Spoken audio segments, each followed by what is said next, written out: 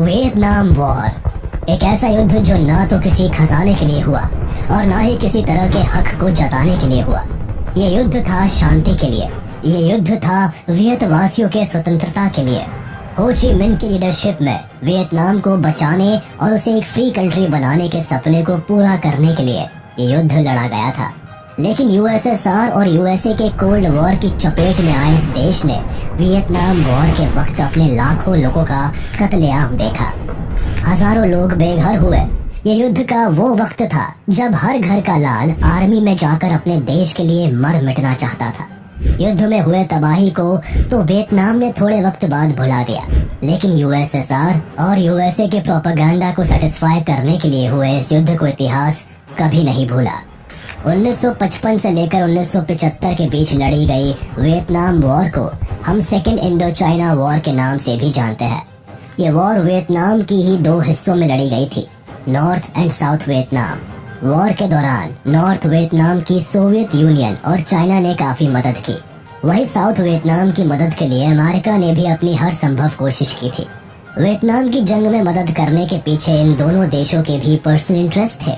Even America ने तो एक समय के बाद इस जंग में अपना डायरेक्ट पार्टिसिपेशन भी दिखा दिया था। देखा जाए तो इस वॉर का टाइम पीरियड 1955 से लेकर 1975 के बीच का है, लेकिन इसकी शुरुआत सालों पहले यानी 1857 में ही हो चुकी थी। जैसे कोरिया कम्युनिज्म और कैपिटलिज्म के बीच कोल्ड वॉर का शिकार बना, ठीक उसी तरह बल्कि उससे बदतर स्थिति वियतनाम की हुई। 1857 वो समय था जब यूरोपियन कंट्रीज पूरी दुनिया पर राज करने के सपने को साकार करने के मोर्चे पर उतरी हुई थी, जिसके लिए ये कई देशों को इन्वेड करती और उनका सरकारी खजाना खत्म कर अपनी जेबें भरती।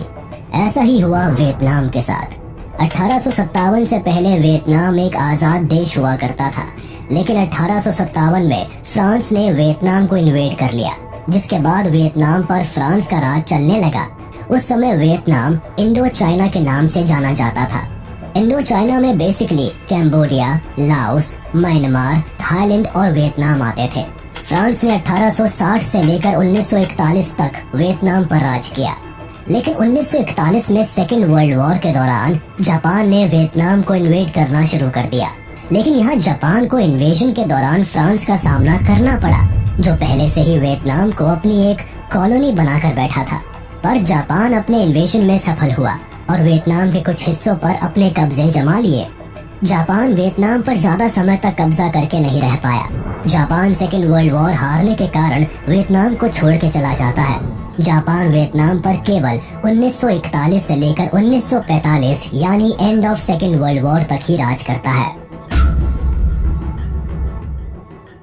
हो ची मिन वियतनाम के लोकल लोगों के नेता थे, जिन्होंने अपने देश की आजादी के लिए 19 मई 1941 को वियत मिन नाम की एक पार्टी की नींव रखी। इस पार्टी के सभी मेंबर्स आजादी की मांग करते थे। वियत मिन के लोगों ने पहले जापान से फिर फ्रांस से अपनी फ्रीडम के लिए लड़ाई लड़ी। जापान के वियतनाम को छोड़ के जाने के बाद वियतनाम दो भागों में बंट चुका था। दरअसल जापान जब सेकेंड वर्ल्ड वॉर हारने के बाद सरेंडर करता है, तो जापान की सभी कॉलोनीज को सेकेंड वर्ल्ड वॉर जीतने वाले देश यानी एलाइड पावर्स आपस में बांट लेती है। इनमें से ही एक था वियतनाम, जिसे 1945 के जापान के सरेंडर के बाद यूएसएसआर एंड यूएसए दो भागों में बांट लेते हैं। नॉर्थ वियतनाम चूंकि कम्युनिज्म से प्रेरित था, इसलिए यूएसएसआर की मदद से यहाँ हो ची मिन ने सरकार बना ली थी। जब 1946 में फ्रांस वापस आकर एलाइड पावर से वियतनाम को वापस मांगता है, क्योंकि फ्रांस एक कैपिटलिस्ट कंट्री था, तो यूएसए ने अपने कैपिटलिज्म को प्रमोट करने के लिए फ्रांस को साउथ वियतनाम देने में अपना भलाई ही समझा और इसके बाद फ्रांस को साउथ पार्ट सौंप दिया जाता है। लेकिन इस बार फ्रांस की सरकार डायरेक्टली वियतनाम पर राज करने नहीं आती, बल्कि अपने एक पपेट लीडर के द्वारा सब कुछ हैंडल करती है, जिसका नाम बाओ दाई था। वही नॉर्थ में हो ची मिन का राज अभी भी कायम था। हो ची मिन को फ्रांस का दोबारा से साउथ में आकर बैठने का डिसीजन बिल्कुल पसंद नहीं आया, क्योंकि वो पूरे वियतनाम को एक आजाद देश बनाना चाहते थे, जिसके कारण हो ची मिन के लोगों ने साउथ वियतनाम और बाओ दाई के लोगों के खिलाफ एक लड़ाई शुरू कर दी, जो कि फर्स्ट इंडो चाइना वॉर के नाम से जानी जाती है, जिसे 1946 से लेकर 1954 के बीच लड़ा गया। ये war north and south Vietnam के बीच की एक भीषण लड़ाई थी जो कि वियतमिन और फ्रेंच लॉयलिस्ट एंड आर्मी के बीच लड़ी गई, जिसके बाद समझौते के तौर पर 1954 में दोनों लोगों के बीच जेनीवा अकॉर्ड साइन हुआ, जिसके अकॉर्डिंग सबसे पहले तो फ्रांस को इंडो चाइना से बाहर रहने के निर्देश दे दिए गए। फिर नॉर्थ में हो ची मिन को लीडर बनाया गया और साउथ में गो डिन डाइम को। इस अकॉर्ड के अनुसार ही वियतनाम को टेम्पररी बेसिस पर 2 भागों में बांटा गया था, जिसे 17 डिग्री पैरेलल लाइन से अलग किया गया। साथ ही जेनीवा अकॉर्ड में इस बात को साफ कर दिया गया कि 2 साल बाद वियतनाम में चुनाव होंगे और लोगों के अनुसार वियतनाम को एक किया जाएगा। वो जिस भी सरकार को अपनाना चाहेंगे वो इस चुनाव से उसे अपना लेंगे। जेनीवा अकॉर्ड के बाद वियतनाम में 2 सरकारें और 2 देश बने। एक नॉर्थ वियतनाम जिसकी कैपिटल हनोई थी, यहाँ हो ची मिन की कम्युनिस्ट सरकार बनी जिसे यूएसएसआर और चाइना का सपोर्ट था, और एक साउथ वियतनाम जिसकी कैपिटल साइगोन थी, यहाँ गो डिन डाइम की सरकार बनी जो कि अमेरिका का सपोर्टर था। अल्टीमेटली वियतनाम में अब 2 विचारधारा ने जन्म लिया, कम्युनिस्ट एंड कैपिटलिस्ट, जिसके कारण जेनीवा अकॉर्ड के बाद भी ये दोनों आपस में लड़ते रहे। नॉर्थ एंड साउथ वियतनाम में हमेशा एक डिफरेंस देखने को मिलता रहा। देखा जाए तो दोनों का एम एक ही था, वियतनाम का एकीकरण, लेकिन सोच अलग थी। नो डिन डाम चाहता था कि वियतनाम एक बन जाए और यहाँ के लोग कैपिटलिस्ट विचारधारा को फॉलो करें, लेकिन हो ची मिन पूरे देश को एक करके कम्युनिस्ट विचारधारा को प्रमोट करना चाहता था, जिसके लिए इलेक्शंस होना काफी जरूरी था। वही दूसरी ओर कैपिटलिस्ट सोच वाला नो डिन डाम साउथ पर धीरे धीरे करके अपनी पकड़ काफी मजबूत कर लेता है और इसके बाद शुरू होती है साउथ वियतनाम में कैपिटलिस्ट तानाशाही। गो डिन डाइम खुद एक कैथोलिक था, तो इसलिए उसने अपने रिलीजन को प्रमोट करने के लिए बुद्धिस्ट लोगों को मारना और कन्वर्ट करना शुरू कर दिया। यही नहीं बल्कि साउथ वियतनामीज लोग जो हो ची मिन को सपोर्ट करते थे उनको भी बड़े तादाद में मारा जाने लगा।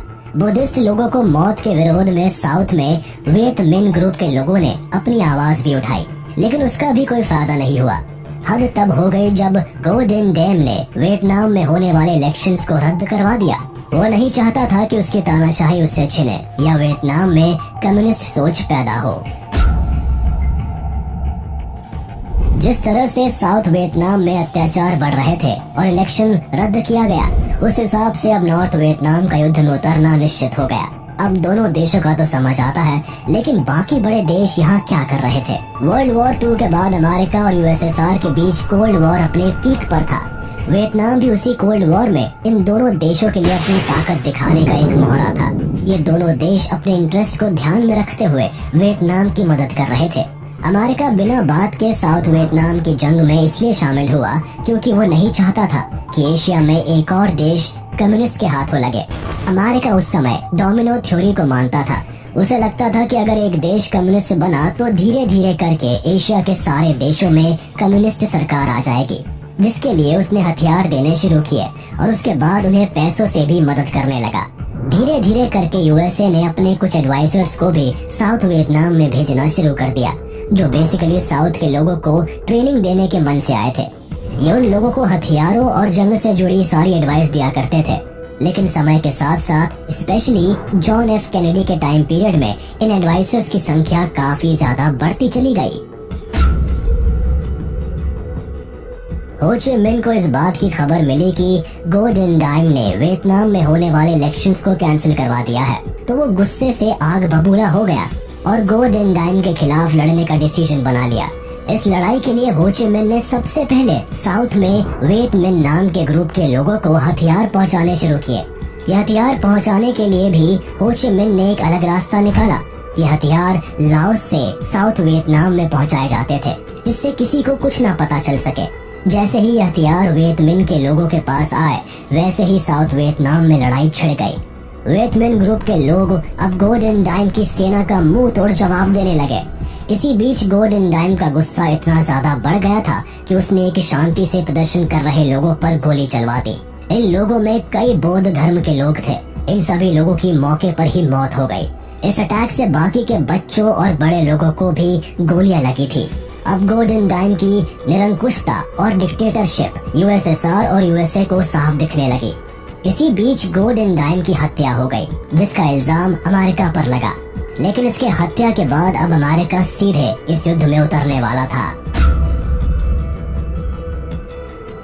अगस्त 1964 में गल्फ ऑफ टोनकिन में एक घटना हुई जिसमें नॉर्थ वियतनामीज की नेवल आर्मी ने यूएस नेवल बोट्स पर अटैक किया, जिसमें यूएस नेवल ऑफिसर्स मारे गए। जिसके बाद यूएस कांग्रेस ने गल्फ ऑफ टोनकिन रेजोल्यूशन पास किया एंड डायरेक्टली वॉर में पार्टिसिपेट कर लिया। लेकिन हैरानी की बात यह है कि बाद में ये बात सामने आई कि गल्फ ऑफ टोनकिन का इंसिडेंट एक फेक इंसिडेंट था, जिसे अमेरिका ने केवल वॉर में पार्टिसिपेट करने का एक मोहरा बनाया था। वॉर में अमेरिका के डायरेक्ट पार्टिसिपेशन के साथ ही 1967 तक अपने करीब 5 लाख सोल्जर्स भी वियतनाम में उतार दिए थे। इन सभी सोल्जर्स को साउथ वियतनाम में उतारा गया, जिन्होंने नॉर्थ वियतनाम पर हमला करना शुरू कर दिया। ये नॉर्थ वियतनाम पर भर भर के बमबारी करने लगे। इन्होंने नॉर्थ में कई बॉम्ब कैंपेन चलाए, लेकिन इन बमबारी का कुछ खास असर देखने को नहीं मिला। वो इसलिए क्योंकि वियतनाम के लोग गुरिल्ला वॉरफेयर में काफी माहिर थे, जिससे वो सभी बॉम्बिंग से आराम से बच जाया करते थे। वो बॉम्बिंग्स के दौरान इन गुफाओं में घुस जाया करते थे और जैसे ही किसी यूएस सोल्जर को अपनी सुरंग के ऊपर पाते उसे मार दिया करते थे। यूएस सोल्जर्स के लिए इन सुरंगों में जाना मौत के मुंह में जाने के बराबर था, क्योंकि वो वॉर की इस टेक्निक से अनजान थे, जिसके कारण उनका नॉर्थ वियतनाम के सामने पलड़ा हल्का होता भी दिखा। इस वॉर के दौरान यूएसएसआर और चाइना ने नॉर्थ वियतनाम की काफी मदद की। उन्होंने अमेरिका की तरह जंग में डायरेक्ट पार्टिसिपेट तो नहीं किया, लेकिन हथियार और पैसा भर भर के भेजा। चाइना ने तो अपनी मेडिकल और इंजीनियर टीम तक वियतनाम की मदद के लिए भेज दी थी, जिस कारण अमेरिका भी इस जंग में अपनी पूरी ताकत झोंक रहा था। इवन आपको जानकर हैरानी होगी कि अमेरिका ने इस वॉर के दौरान पूरे 3 साल तक लगातार नॉर्थ वियतनाम पर बॉम्ब अटैक्स किए। ये बॉम्ब अटैक्स इतने ज्यादा थे कि वर्ल्ड वॉर 2 में भी कभी इतने बॉम्ब्स नहीं दागे गए थे, जिस कारण भी इस जंग को याद किया जाता है। इस बमबारी को ऑपरेशन रोलिंग थंडर का नाम दिया गया था। अमेरिका ने वियतनाम की जंग को जीतने के लिए अपनी हर एक कोशिश की। इन्होंने लगातार अपने सोल्जर्स की संख्या भी बढ़ाई, लेकिन सोल्जर्स की संख्या बढ़ाने से भी कुछ नहीं हुआ, क्योंकि अमेरिका के सोल्जर्स जिन परेशानियों से गुजर रहे थे ये बात तो केवल वही जानते थे। अमेरिकन सोल्जर्स इससे पहले ऐसी सिचुएशन और टेरेन में कभी नहीं लड़े थे। उनके लिए जंगलों में लड़ना काफी मुश्किल था। ऊपर से वो गुरिल्ला टैक्टिक्स के भी शिकार हो रहे थे। वो गुरिल्ला अटैक्स में भी माहिर नहीं थे। वियतनाम में उस समय अधिकतर जंगल और पहाड़ी एरिया था, जिसके कारण अमेरिकन सोल्जर्स को पानी में, जंगल में और पहाड़ों पर घंटों समय बिताना पड़ता। उनके लिए एक जगह से दूसरी जगह जाना भी काफी परेशानी भरा था। वही वियतनाम के सोल्जर्स को तो इस टेरेन और इन जंगलों की आदत थी। गुरिल्ला युद्ध पर लगाम लगाने के लिए अब अमेरिका ने एक भयानक चाल चली। हथियारों से होने वाला युद्ध अब खतरनाक केमिकल से होने लगा।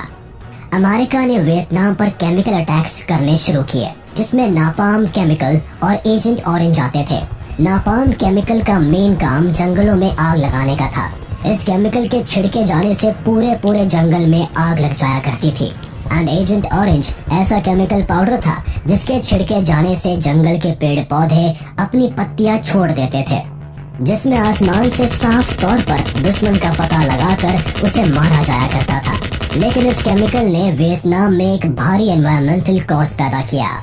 हो ची मिन अब तक केवल डिफेंसिव मोड में जंग में शामिल थे, लेकिन अब वो फ्रंट फाइटिंग मोड को अपनाने वाले थे।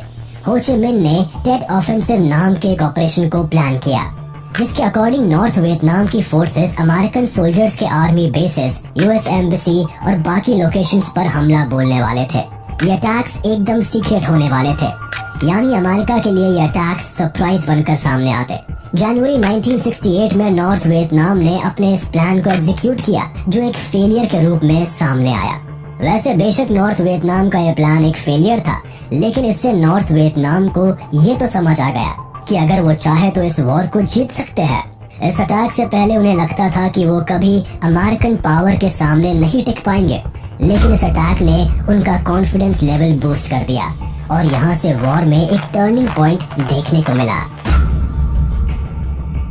वॉर जहाँ अपनी चरम सीमा को छू रही थी, वही एक फोटो सामने आई जिसने वॉर पर काफी गहरा असर डाला। ये फोटो कोई ऐसी वैसी फोटो नहीं थी, बल्कि इस फोटो में वॉर के दौरान वियतनाम के बच्चों की स्थिति दिखाई गई थी। इस फोटो में नॉर्थ वियतनाम के कुछ बच्चे अपने गांव से रोते बिलखते बाहर की ओर भाग रहे थे। दरअसल फोटो में दिख रहे लोगों के गांव में अमेरिकन फोर्सेस ने केमिकल अटैक किए थे, जिससे पूरा गांव तबाह हो गया था। फिलहाल आपको फोटो में जो बच्चे दिख रहे हैं, अटैक में इन बच्चों के कपड़े तक जल गए थे, जिसके कारण उस फोटो में अपना इतना गहरा इफेक्ट छोड़ दिया कि खुद अमेरिका के लोगों ने अपनी सरकार के खिलाफ आवाज उठाना शुरू कर दिया। लोग अपनी सरकार के वॉर में पार्टिसिपेशन को लेकर काफी नाराज थे। साथ ही वो वॉर में सिविलियंस पर अटैक करने को लेकर भी गुस्से में थे। मीडिया ने भी इस फोटो को काफी बढ़ चढ़कर लोगों तक पहुंचाया, जिससे व्हाइट हाउस के सामने अमेरिकन लोगों ने प्रोटेस्ट करना शुरू कर दिए। लोग जंग को रोकने की मांग करने लगे। पूरे अमेरिका में प्रोटेस्ट होने लगे, जिसके बाद अमेरिका ने अपने लोगों को सांत्वना देते हुए जंग को जल्द खत्म करने की बात कही। लेकिन टेट ऑफेंसिव अटैक के बाद ये बात भी साफ हो गई कि वॉर अभी खत्म होने वाली नहीं थी, जिससे अमेरिका के लोग लगातार अपनी सरकार के खिलाफ प्रोटेस्ट करने लगे। इसी बीच एक भयानक इंसिडेंट और देखा गया। दरअसल अमेरिकन सोल्जर्स ने इसी बीच माय लाई मैसेकर को अंजाम दिया। ये इंसिडेंट 1968 में हुआ था, जिसमें एक गांव में यूएसए सोल्जर्स ने जाकर आग लगा दी और सभी बच्चों और औरतों को जान से मार दिया। मरने वाले सभी लोग सिविलियंस थे, जिनके पास ना किसी तरह के हथियार थे, ना ही ये किसी तरह से यूएसए सोल्जर्स के खिलाफ कुछ कर रहे थे। इस इंसिडेंट की फोटो भी मीडिया में काफी जोरों से फैली, जिसके बाद अमेरिकन स्टूडेंट्स ने भी प्रोटेस्ट में हिस्सा लेना शुरू कर दिया। अमेरिका के सभी लोग इकट्ठे होकर नारेबाजी करने लगे, जिसका फायदा उस समय अमेरिका के ऑपोजिशंस ने उठाया। लेकिन इसी बीच पेंटागन रिपोर्ट भी मीडिया के हाथ लग गई। पेंटागन रिपोर्ट लीक होने के बाद अमेरिकन का एक नया रूप ही देखने को मिला। वो अपनी सरकार से बेहद नाराज थे, जो प्रोटेस्ट के तौर पर देखने को मिलता ही था। ये रिपोर्ट 400 पेजेस की थी, जिसमें लिखा था कि कैसे अमेरिकन गवर्नमेंट ने अपनी जनता से झूठ बोला है। रिपोर्ट में साफ तौर पर लिखा था कि वॉर अभी खत्म होने वाली नहीं थी, बल्कि ये तो लंबी चलेगी। साथ ही इस जंग में वियतनाम कमजोर नहीं है, बल्कि वो हर वार का मुंह तोड़ जवाब दे रहा है। इस रिपोर्ट और तमाम वॉर फोटोज के बाहर आने के बाद अमेरिका की जनता अपनी गवर्नमेंट के खिलाफ खड़ी हो गई थी, जिसका फायदा रिचर्ड निक्सन ने उठाया। ये उस समय ऑपोजिशन पार्टी के लीडर थे, जिन्होंने जनता के गुस्से का फायदा उठाया और जैसे ही चुनाव नजदीक आने लगे, इन्होंने जनता से वादा किया कि ये वॉर को खत्म करेंगे और अमेरिकन सोल्जर्स को वापस बुला लेंगे। चुनाव से पहले किए गए रिचर्ड निक्सन के इन वादों ने अपना असर दिखाया। जनता ने 1969 के चुनाव में रिचर्ड निक्सन को अच्छी वोट परसेंटेज से जिताया, जिसके बाद सत्ता में आते ही अपने वादे के अनुसार रिचर्ड वियतनामाइजेशन के नाम से एक पॉलिसी लेकर आए। इस पॉलिसी के अकॉर्डिंग अमेरिका को वियतनाम से अपने सोल्जर्स वापस बुलाने थे और साउथ वियतनाम में वियतनाम के सोल्जर्स की संख्या बढ़ानी थी। इन्होंने 1970 तक अपने वादे को पूरा करने की कोशिश भी की। ये लगातार वियतनाम में अमेरिकन सोल्जर्स को वापस बुलाते गए। 1972 तक अमेरिका के लाखों सोल्जर्स में से केवल कुछ हजार सोल्जर्स ही वियतनाम में बचे थे। अमेरिकन सोल्जर्स के वियतनाम से एग्जिट के बाद नॉर्थ वियतनाम साउथ वियतनाम पर हावी होता नजर आ रहा था। वो लगातार साउथ वियतनाम पर बम हमले कर रहा था। बाकी वियतनामाइजेशन पॉलिसी के अप्लाई होने के बाद अमेरिका ने नॉर्थ वियतनाम के साथ एक शांति समझौता करने की ठानी, जिसके लिए 27 जनवरी 1973 को पेरिस में पेरिस पीस अकॉर्ड के नाम से एक समझौता हुआ। ये समझौता America, south and north Vietnam के बीच था। इस समझौते के तहत अमेरिका ने अपने सारे सैनिकों को कुछ दिनों में ही वियतनाम से वापस बुला लिया और नॉर्थ और साउथ वियतनाम में अपनी जंग को खत्म किया। अमेरिका ने नॉर्थ एंड साउथ वियतनाम को भी जंग बंद करने की सलाह दी। जैसे ही अमेरिका वियतनाम से अलविदा लेता है, हालांकि साउथ वियतनाम नॉर्थ से पूरे 2 साल तक अमेरिका के जाने के बाद भी लड़ता रहा, लेकिन कंक्लूजन के तौर पर जीत नॉर्थ वियतनाम की ही हुई। 30 अप्रैल 1973 को नॉर्थ ने साउथ वियतनाम की कैपिटल साइगोन पर कब्जा कर लिया, जिसके बाद जंग पर विराम लगा। नॉर्थ वियतनाम अपनी सालों की जंग जीत गया और वियतनाम का यूनिफिकेशन हो सका, जो एक कम्युनिस्ट देश बनकर उभरा।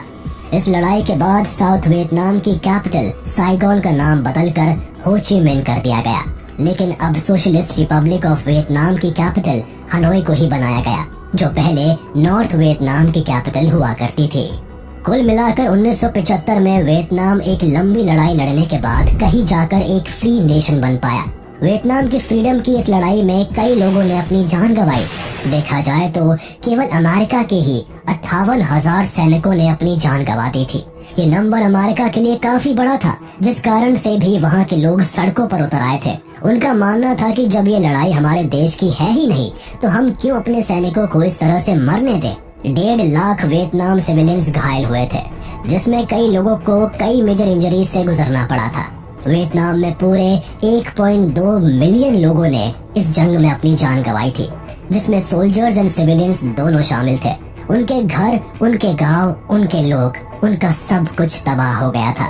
लेकिन एट लास्ट वियतनाम की लड़ाई खाली नहीं गई, उन्हें फ्रीडम मिल सकी। वियतनाम वॉर के कई इम्पैक्ट्स देखने को मिले, जिसमें सबसे बड़ा इम्पैक्ट डेथ्स थी। इस जंग में भारी संख्या में लोगों ने अपनी जान गंवाई, कई लोग गंभीर रूप से घायल भी हो गए। लोगों ने अपनों को खो दिया, परिवार एक दूसरे से अलग हो गए। इस जंग के बाद वियतनाम के लोगों का बहुत बुरा हाल था। इसके अलावा ये ऐसी पहली जंग थी जब यूएस की हर संभव कोशिश के बाद भी वो इस जंग में नहीं जीत सका।